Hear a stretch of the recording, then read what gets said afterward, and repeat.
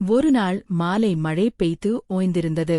பக்கத்து வீட்டு ஆண்டி ரேவதி வீட்டை சுத்தம் செய்ய உதவி கேட்டிருந்தார். ரேவதி ஆண்டியின் வீட்டில் யாரும் இல்லை. அவரது கணவர் இவரை விவாகரத்து செய்துவிட்டார். இருவருக்கும் மனக்கசப்போ இவர்கள் பிரிந்துவிட்டார்கள். இப்போது இவர் தனியாகத்தான் வசித்து வருகிறார். அன்றைக்கு நான் உதவி செய்ய போன இடத்தில் அரண் மேலிருந்த ஒரு பெட்டியே கெடுக்க அவர் முயற்சித்துக் கொண்டிருந்தார். நான் எடுத்து தருகிறேன் ஆண்டி என்று கேட்டேன். பரவாயில்லை, வேண்டாம், நானே அதை எடுக்கிறேன். கிசே, நீ அந்த ஸ்டோலை மட்டும் நன்றாக பிடித்துக்கொள் என்றார். அப்போது எதிர்பாராத விதமாக அவர் கால் வழுக்க நிலைத்தடுமாறி கீழே விழுந்தார். அந்த திடுக்கிடும் நிமிடம் திடீரென விழுந்ததில் அவர் இடுப்பில் பலமாக சுழுக்கு பிடித்துவிட்டது. ஆ அம்மா என்று இசே அவர் வலையால் முகம் சுழித்தார். ஆண்டி கண்கள் லேசாக கலங்கியிருந்தன.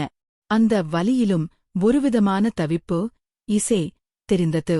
ஆண்டி, நான் எடுத்து தருகிறேன்னு சொன்னேல, இப்ப பாருங்க, ரொம்ப வலிக்குதா என்று பதற்றத்தோடு கேட்டேன். அவர் மெதுவாக தலையே இசே அசைத்தார். மென்மையான தீண்டல். நான் அவரை மெதுவாக கைத்தாங்கலாக பிடித்து சோப்பாவில் அமர வைத்தேன். இருங்க, நான் சரி பண்றேன் என்று சொல்லிவிட்டு கையில் லேசாக தைலத்தை தடவிக்கொண்டேன். அவரின் இடுப்புப் பகுதியில் கை வைத்தபோது அவர் உடல் லேசாக சிலிர்த்தது. என் கைகள் மெதுவாக அந்த சுழுக்கை நீவிடத் தொடங்கி நான் மெதுவாக வட்ட வடிவில் தேய்த்துவிடத் தொடங்கினேன். மெதுவா என்று அவர் சொல்லும்போது என் பெயர் அவரின் நாவில் முதல் முறையாக அவ்வளவோ அனயோனியமாக ஒலித்தது. வலியால் சுருங்கியிருந்த ஆண்டியின் முகம் என் கவனிப்பால் மெல்ல மெல்ல மலரத் தொடங்கியது. பாதி நேரத்தில் நான் தற்செயலாக நிமிர்ந்து பார்த்தேன். அவர் ஏற்கனவே என்னையே பார்த்துக் கொண்டிருந்தார். அந்த பார்வையில் ஒரு நன்றி கலந்து ஈர்ப்பு இருந்தது. ஏன் இவ்வளவு கஷ்டப்படுற போதும் விட்டுடு என்று அவர் சொன்னாலும் அவர் கை என் கையை மென்மையாக தடுத்தது போல தழுவியது.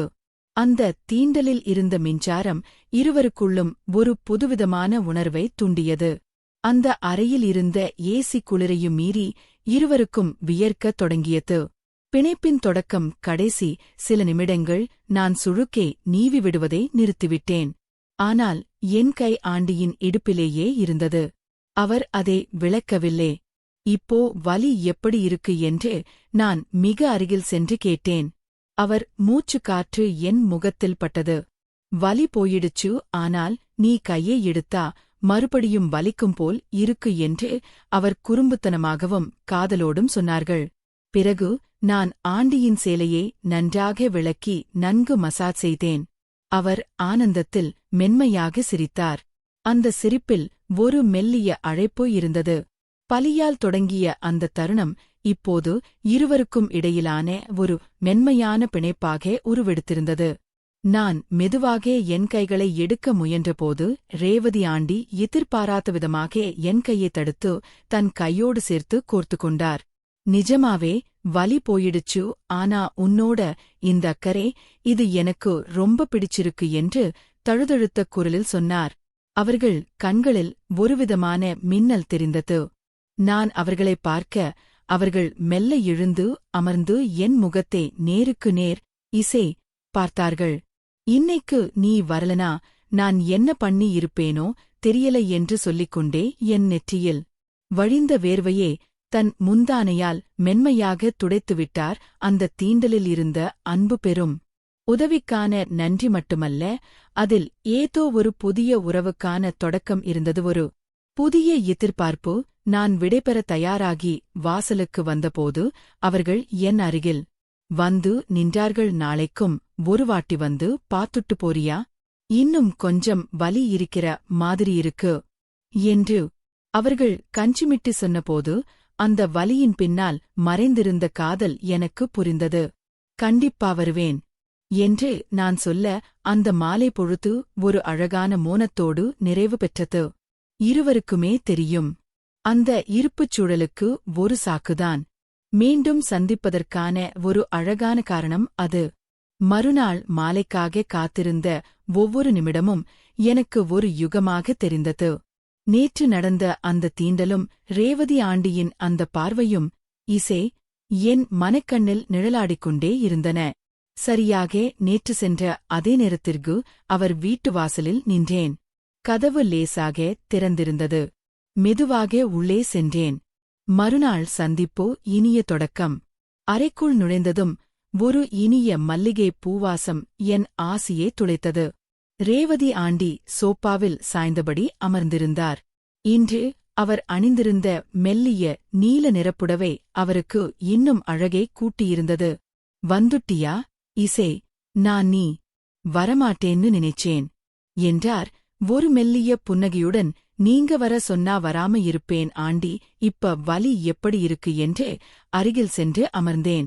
நேத்து நீ மசாஜ் பண்ணதுல வலி பாதி குறைஞ்சிருச்சு, ஆனா இப்போ இன்னும் கொஞ்சம் பிடிச்ச மாதிரி இருக்கு என்று அவர் சொல்லும்போதே அதில் ஒரு குறும்பும் நேற்றைய இசே நெருக்கத்தை மீண்டும் எதிர்பார்க்கும் ஆசையும் தெரிந்தது.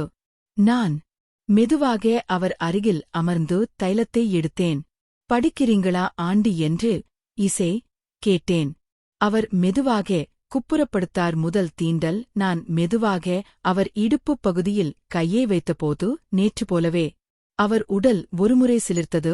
அங்கேதான் என்று அவர் முணுமுணுத்தபோது என் விரல்கள் அவர் சதையை மென்மையாக அழுத்தத் தொடங்கின. இம்முறை இசே நான் இன்னும் கொஞ்சம் தைரியமாக நேற்றை விட அதிக நேரம் மசாஜ் செய்தேன். என் கைகளில் சூடு அவர் உடலில் பரவ பரவ அவர் வலியையும் தாண்டி ஒருவிதமான இன்பத்தில் கண்களை மூடிக்கொண்டார். அறையில் மின்விசிறியின் சத்தம் மட்டுமே கேட்டது. அவ்வப்போது அவர் விடும் பெருமூச்சு என் காதுகளில் இசையாக ஒலித்தது.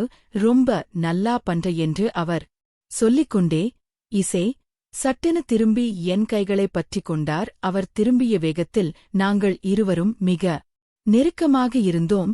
எங்கள் இருவரின் முகங்களும் சில அங்குல தூரத்திலே இருந்தன. அவர் கண்களில் தெரிந்த தாகமும் தேடலும் என்னை ஏதோ செய்தது.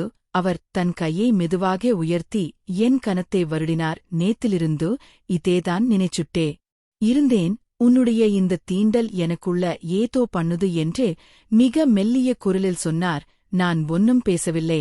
அவர் கண்களையே பார்த்துக் கொண்டிருந்தேன். அவர் மெதுவாக என் கழுத்தை சுற்றி தன் கைகளை போட்டு என்னை இன்னும் அருகில் இழுத்தார். இனிமே சுழுக்கு வந்தா மட்டும் இல்லை, எப்பவும் நீ எனக்கு வேணும் என்று அவர் சொன்னபோது அந்த அறையில் காதல் மழையாக பொழிந்தது. உதவி செய்ய போன இடத்தில் ஒரு அழகான உறவு மலர்ந்ததே. அந்த மாலை இப்பொழுது மோனமாக பார்த்துக் கொண்டிருந்தது.